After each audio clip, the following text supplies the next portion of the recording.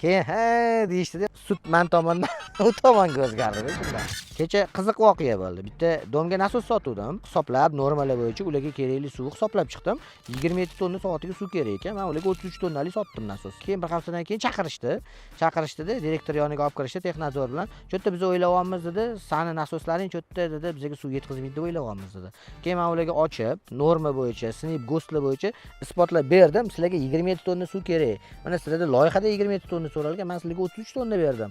O'zi 27 ham yetardi, 33 berdim. Sizlarda zapas u bo'ldi, chotki. Sizlarning 16-etajdagi odamingizga ham, 1-etajdagi odamingizga ham suv yetadi. Sizni 375 ta xonadoningizga suv yetadi deb aytdim. O'sha bizning nasosimizni kichkina deb o'ylagan odamni chaqirishdi. O'sha deb svarshik ekan. Nasoslaringiz unaqa savol berdi. Xuddi o'sha ularga qilib bergan 15 minutlik prezentatsiyamni bularga ham qilib berdim. Ochib ko'rsatib, hisoblab, "Ha, bo'ldi, tushunarli" deyishdi. "Bo'ldi, to'g'ri beribsan, biz qanoat hosil qildik, bizga zo'r tushuntirib berding.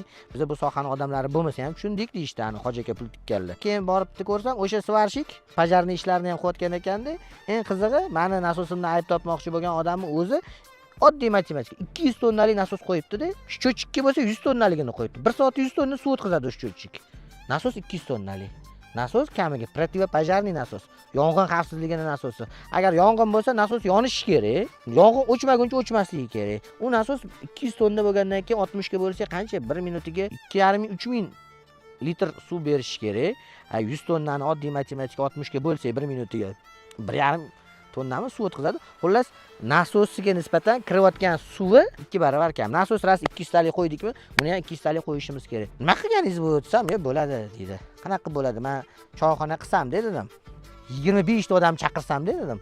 25 ta odam chaqirib 12 kishilik osh qilsam dedim.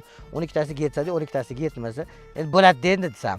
"Men chaqirding" degan gap bo'ladimi? Desam, "Nima siz buni qo'yyapsiz bo'lmasam" dedim.